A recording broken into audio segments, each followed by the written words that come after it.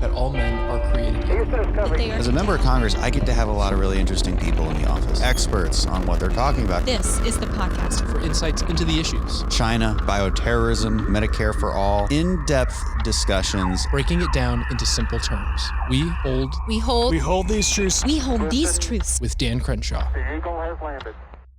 Welcome back, everybody. Really honored to have today with us Dave Portnoy, El Presidente, as you might know him, the president, founder of the empire that is Barstool Sports. You also might know him for that One Bite Pizza review that he does all the time, and has gathered quite the cult following for that. He's interviewed President Trump at the White House, and more importantly right now, he is stepping up and doing great things to help small businesses struggle through the pandemic, and he started the Barstool Fund recently. I think has already raised upwards of $8 million. Yeah, just over $8 million. That's awesome. Dave, welcome. Thanks. Well, hey, appreciate what you're doing, and give us a quick background. How did the Barstool Fund even come to be? Yeah, so I was ranting and raving about the lockdowns. Basically, New York got rid of indoor dining. So I did an Instagram rant basically saying, I don't know how you expect these small businesses to survive because you're not letting them earn a living. You can't have customers, and they're also not getting any money to, sustain them. So what do you think is going to happen? And then a guy, Marcus Lemonis, who I wasn't really familiar, reached out and he's like, hey, Big Mouth, put your money where your mouth is. If you start a fund, I'll match it. And at first we were hesitant. I was fine with matching it. I was fine with putting money into the cause, but I was more like, how are we going to do it? Because we're not a charity group. We don't want to be touching the money, create problems for ourselves. But then we sat down. We've done a lot of charity in the past. This we knew would be a big undertaking, but we like to control where the money goes. No red tape, no bureaucracy, none of that. Get the money in, get it out as fast as you can to the people who need it. And we came up with the Barstool Fund. So people send in the stories, small businesses. The only requirements we really have, one, you have to be a successful business, like proven, track record. So the only thing that changed was the pandemic. Like you were successful before, and assuming once it's over, you'll be successful again, and you had to have your payroll on. We wanted to help not only the owners, the business owners, but the people who work for them. So if you met those two criteria, we asked for you to send a story, a video, email, and then we try to help. Do they have to prove that they've lost a lot of revenue? Yes, pretty much. So we have our finance team who follows up with them, gets their taxes and their revenue and all of that. It could be a rent relief. It could be anything. The other part, we tell the companies we're not just giving them one check. It's like once you're in our program, you're in it for month 2, month 3 till the economy basically reopens. Because what's the point of giving people money if you disappear at month 3 and they're right back in the same hole? You kind of wasted it. So. But yes, we get all their finances, all their finance information, all that jazz. How many small businesses have you been able to help so far? I think we're at 33. Nice. Are you hoping, I don't know if this was even part of the plan, but I would hope that other people in your position able to gather resources quickly are kind of mimicking this model. Because you can only help so many with this one fund, but some other billionaire could easily do the same. The more the merrier. The more the merrier. It's strange because I don't know if it's totally true, but I do feel like there's a little bit of we want the credit before we donate, and I don't get that at all. The more the merrier. Anybody who can donate, great. Anybody who can get the money out fast, great. There's a lot of businesses. We got 10,000 emails, and what is driving a lot of the donations, I think, is the viral nature of what we're doing. I FaceTime call these small business owners. They pick up, and I tell them we're going to be there. And they break down and they tell their story, and it's heartbreaking. And I think the number one benefit, because we've only got 32 companies so far, we're really for the first time putting a face on what is happening to what I think is the backbone of, America, these small mom and pop, these businesses, and they are in big trouble. And rightfully so. How else could someone expect them not to be? What kind of business do you see getting hurt the most? Is it your restaurant, bar, service industry? Yeah, it's hospitality. We've helped bars, restaurants, dry cleaners is one that you may not think, but no one's going to work, so no one's wearing suits. Nobody's getting their clothes cleaned. A bowling alley is another one that we helped. There's like a yoga studio. The lady was talking is a boutique like fitness, and her point's very valid. She's like, I have mats that I lay out on the ground. They don't move. I can put them as far apart as you tell me to put them apart, and I do. And I can have people wear masks. I can't be open, but that same person will get on an airplane. Like, yeah. Well, how does that make any sense? That's the most infuriating part. When you did some of your first emergency press conferences, I mean, you have a knack for just expressing your views in a way that people can understand, a way that really relates to just the common American. And I think this is what we were all feeling. Well, maybe not all of us. I mean, it's, this. It depends, right? I mean, you see people wearing masks by themselves in a park, and which I think is ridiculous. But I see it all in DC. I see it all the time. In Houston, because I'm always between Houston and DC, it's a totally different world in Houston. So we do go about it differently. And it kind of begs the question, like, if DC wasn't locking these places down, which I think they just relocked indoor dining down, which is crazy. If they weren't doing that, would these businesses still be hurting anyway? Probably not as much, but probably yes, to a certain extent. And in a place like Houston, they probably wouldn't be hurting because, I live there. I've watched it. I've watched how this pandemic has gone in certain places in the country. And as soon as restaurants could have people in, people were willing to go and be customers. So it's interesting. But I mean, I've been very outspoken against lockdowns the entire time, right there with you. Probably more so than most politicians, because I guess some would argue it's a risky political move to take. I don't think so. I think it should be riskier to actually lock businesses down. And I think it's part of the frustration that you express and what I express is I don't understand how these local mayors or governors are just not punished politically for what they're doing to small businesses. I don't get it at all. I don't know. Yeah. The wavy nature of it is what I don't get. Like how just I think a lot of small businesses were saying this as well, that it's the flip of a coin on the survival of your small business based just where you are, like the geography. And it can be as close as 100 yards down the street if you're in a different county or whatever. So, that is frustrating. It's interesting. And what drives me nuts about politics, and I don't like the extreme left, and I don't like the extreme right, to be totally honest. And I think nobody gets things done. There's so much self-interest going on. And people assume, generally, if you say you're a Republican or a Democrat, you can ask the next 10 questions, I can probably answer how you're going to answer. Mm-hmm. Now, I'm not you specifically, but I'm saying in general, And it's like, I see it with me. They're like, you hate masks and you do this. It's like, I had a pro-mask rant. Like I said in the beginning, one of the emergency press conferences, like, hey, if masks can help 0.000000001% to get rid of corona, I'm fine with fucking wearing a mask. I don't care. But I also think you got to let people make their own decisions on whether they go to a restaurant and eat. And if you're health impaired or you're old, you have to stay home till we get the vaccine or whatever. I'm fine with that. But I don't know how you don't let people decide their fate and whether they want to visit a restaurant and whether the restaurant owner wants to be open.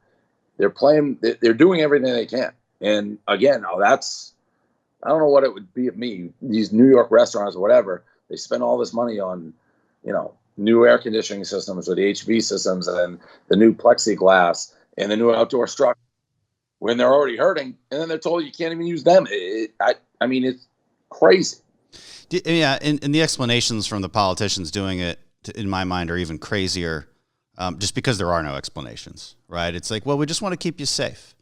Right. Yeah, I mean, I get that, right? But that's not necessarily your job. I mean, it's your, the government's job on a fundamental level is to protect your inalienable rights, right? Life, liberty, pursuit of happiness. This is written into our founding documents. It guides everything we do. Now, you could extend that to the government's job is also to prevent others from infringing on your rights deliberately, right? This is why murder is illegal, right? So this is why it's illegal for me to steal from you, and government would be the arbiter of that illegal transaction. But I think they take it I think they take that defining principle way too far in this case. And basically protect you from all externalities, right? Protect you from all risk. But this is nonsense. I mean, we don't do that on a daily basis. And if we do, we at least legislate it, right? We at least vote on it. We at least vote and, we elect people and they have to debate these things and it goes slowly through a process. But instead what we've done is said, our job is to keep you safe from literally everything. And it goes against the science. It goes against the data. It goes against what we know about where spreads actually happen. I think you pointed out once rightfully that the common sense observation here is that if you're not allowed to go into restaurants, you're just going to go to house parties. Right. And hang out with people. And that's where all the spread happens. Yeah. I'm in Miami now and they have a curfew here and it's not enforced evenly, but I can tell you there's plenty of underground parties and they're just moving it to other places like teenagers, colleges, all that. They're going to go out. So who are you hurting? You hurt the business owners who are probably people safer anyways. It's nuts. You know what it's like to run a business. I mean, is that part of the problem? Have these politicians just never run a business? Or I can't get into the psychology of it. Yes, I think there is a large factor of lifetime politicians. And I don't want to say this. I don't know. I mean, you obviously have a different background. But a lot of politicians were like losers in high school. And it's a terrible thing to say, but they're not like normal functioning. If you never had a real job and you never earned a living and you don't have to I think that plays I was reading up on, de Blasio. It's like the guy has never had, he was like running for his like high school math club, chair. And he's just a lifetime politician who hasn't actually had to work his ass off. Right. In what it's like. I mean, for Barstool, 10 years, I never took a day off. Literally not one. I worked every week. You can see pictures of me when I'm old. I'm fat and gross. And it's like, why do you look like that? Because I never left my computer. I ate like trash. And you know what? I started with literally nothing, but I wanted to work for myself. And that's how that rant started, because it's like, you know what? At the end of 10 years, when Barstool started to take a turn and was like, okay, I may be able to do this, the pandemic hit. I would have been out of business, and 10 years of my blood, sweat, everything wiped out. And I didn't have a family. I was just doing it for myself. But you multiply that, these people who are now providing for their kids, their families, to not have a say. I would rather fight and take the risk. And if, you die, you die. But it's like, this is my life. I decide this is what I want to do. I can't work for somebody else. I have to do it. And that's the thing I don't get, how a politician who's never done that or worked like that can then just say, yoink, we're taking that decision away from you. I do not get that. I do think it is. I don't think anyone who had my background or a lot of small business owners would then say, yep, we can lock you down. I don't believe that. Right. It's a sense of utopianism. And when you go to the extreme left, in my opinion, you look at who advocates for socialist policies, you generally find people that have always been in government, that have never created much, and frankly resent those who do, and believe that if you have created something, you've done it in nefarious ways. It's ill-begotten wealth. Yeah, yes. They believe that. I hear that all the time. I also find that people criticize me, don't know much about me or don't know much about Barstool, but it's somehow like I've exploited my workers when our workers have great jobs. And, clearly by what we're doing now, if you say a response, nobody cares about small business more. I'm sure people are equal, but nobody more than we do. And that goes from me all the way down, Erica, our CEO.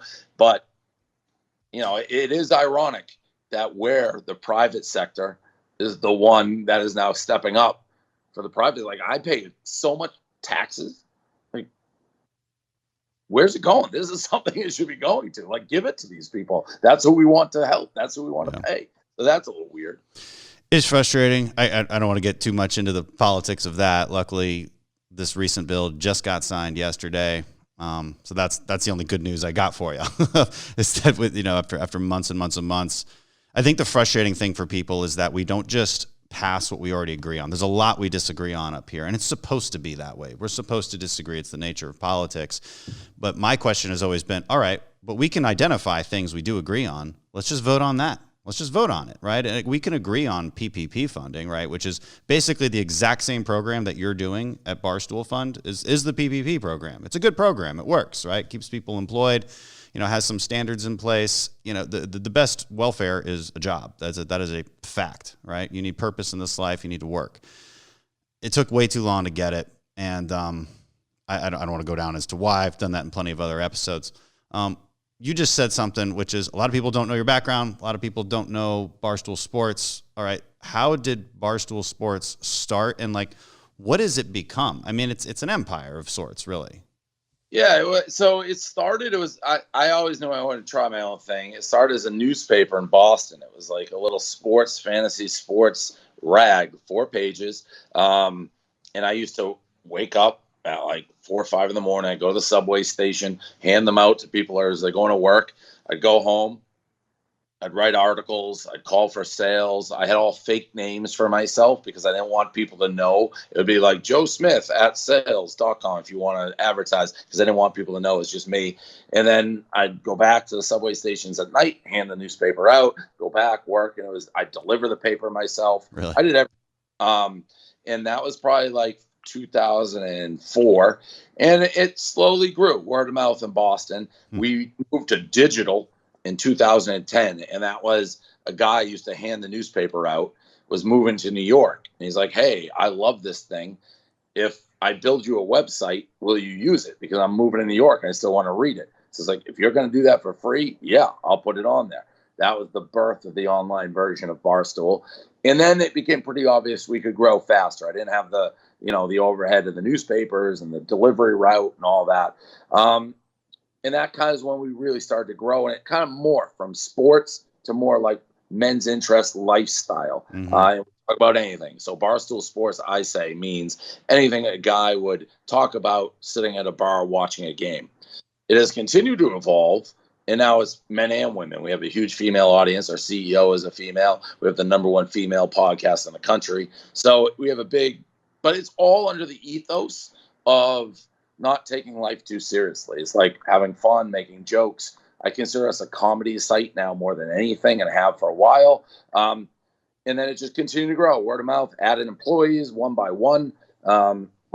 Most of the early guys, I'm here in Miami. My first employee who's been with me 17 years, he's with me. I think we've lost 2 or 3 employees probably, at least in my world, the content side, over the last 2 decades. So it's been the same group, and it's been a surreal run for us. Yeah. So went from 1 person to about 250. We relocated to Manhattan about 5 years ago to try to create the first reality blog thing out there. And it's been a pretty remarkable story. I sometimes can't believe we're here, but we are. Well, what's the reality blog you're talking about? Us, Barstool. Okay, just as a show almost. Yeah, right. Window to our lives. I never anticipated people would know who I am, or I'd be like a character. It was all organic. Yeah. But that resonated with people. Yeah, it's kind of the new way of doing business, and it's kind of fascinating, and it's sort of how you have to do politics. And it's maybe in a sense, it's always how you've done politics. You got to market yourself. Right. Feels weird to some people. So you were starting this, I was in Boston 2004. I did my undergrad at Tufts, 2003 to 2006. Would you say your passion is more sports, more the lifestyle side, the social media side, or the comedy side? It's all mixed into one. People always criticize. I'll watch a trashy reality. I'll watch The Bachelor, but then I'm a diehard Patriot fan. Goodell threw me in prison twice. So it's all over the map. It's a pretty wide, varied interest that I have. I jumped on the Red Sox train because that was was it 2004 was the World Series that they won. That was intense. I was a college kid. I'm not going to lie and say that I'm super into sports. But I jumped on that train real quick. That was fun. Yeah, that was the Red Sox were before they won, the chase to win was a big part of Boston culture. Yeah. It didn't matter.